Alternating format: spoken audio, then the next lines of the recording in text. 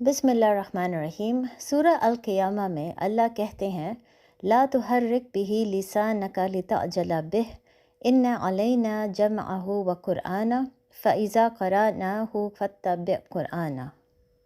اور اس کا ترجمہ ہے آپ صلی اللہ علیہ وآلہ وسلم قرآن کو یاد کرنے کی جلدی میں نزول وحی کے ساتھ اپنی زبان کو حرکت نہ دیا کریں۔ اس کا جمع کرنا اور پڑھنا ہمارے ذمہ ہے، تو جب ہم وحی پڑھا کریں تو پھر آپ اسی طرح اسے بھی پڑھا کریں۔ اب پچھلے ایپیسوڈ میں ہم نے فرعون اور موسیٰ علیہ السلام کی مثال دیتے ہوئے یہ بات سمجھ آ گئی تھی کہ انسان کے دل میں کسی کا خوف نہیں ہونا چاہیے سوائے اللہ کے، نہ اس کو اپنے دشمنوں سے ڈرنا چاہیے اور نہ ہی اپنی آزمائشوں سے۔ اگر اللہ اس کو حفاظت دینا چاہتا ہے تو کوئی بھی انسان دنیا میں اس کو نقصان نہیں پہنچا سکتا۔ لیکن عموماً مسلمان یہ سوال پوچھتے ہیں کہ جب ہمارے اوپر بہت مشکل وقت آ جائے اور ہم بہت ذکر کر رہے ہوں، بہت عبادت کر رہے ہوں، تو ہمارے دل میں سکون کیوں نہیں ہوتا؟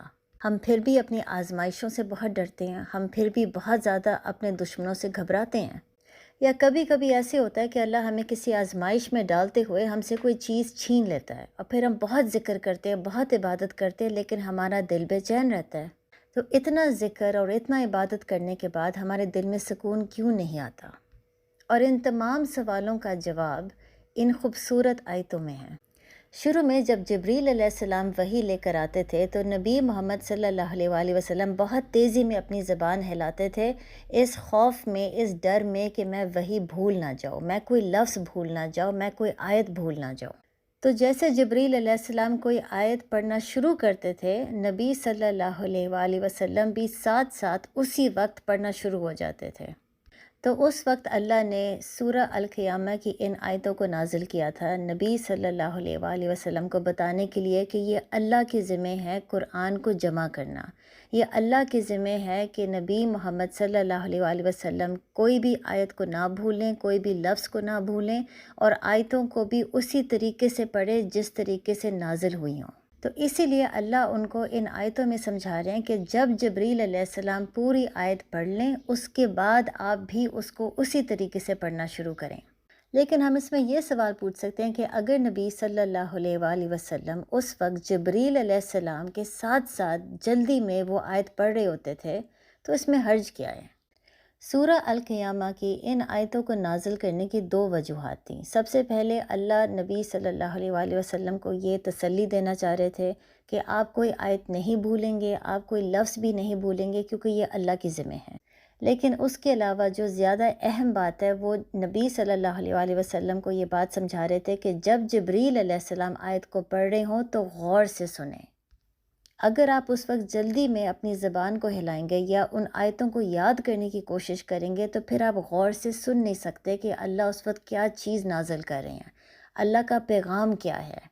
قرآن کو جمع کرنا اللہ کے ذمہ ہے، لیکن ان آیتوں پر غور و فکر کرنا یہ انسان کے ذمہ ہے۔ جب انسان غور کرتا ہے تبھی وہ باتیں دل کو سمجھ آتی ہیں۔ اور حیرانگی کی یہ بات ہے کہ ہم تمام لوگ یہی کرتے ہیں جب ہمارے اوپر کوئی مشکل وقت آئے۔ ہم بھی اس وقت بہت تیزی میں اپنی زبان کو چلاتے ہیں، بہت زیادہ تسبیح پڑھتے ہیں، نفل، تہجد، بے تحاشا ذکر کرتے ہیں، لیکن ہمیں سمجھ نہیں آتی کہ ہمارے دل میں بے چینی کیوں ہے، ہمارے دل میں سکون کیوں نہیں ہے۔ اور اس کی وجہ یہ ہے کہ ہم جو بھی اس وقت ذکر کر رہے ہوتے ہیں وہ چیزیں دل میں داخل نہیں ہوتی، کیونکہ ہم اس کے بارے میں سوچ نہیں رہے ہوتے۔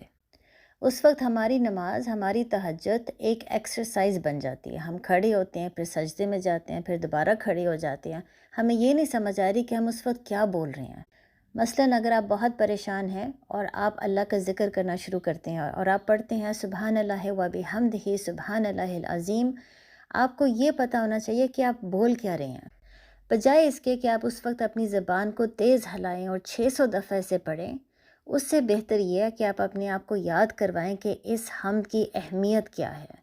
آپ اس وقت اپنے آپ کو یاد کروانے کی کوشش کر رہے ہیں کہ آپ کا رب کتنا عظیم ہے، اس کے پاس اتنی طاقت ہے، اتنی قوت ہے کہ وہ جو چاہے وہ کر سکتا ہے۔ تو ایسے رب کے لیے آپ کی دعا قبول کرنا مشکل کیسے ہو سکتا ہے؟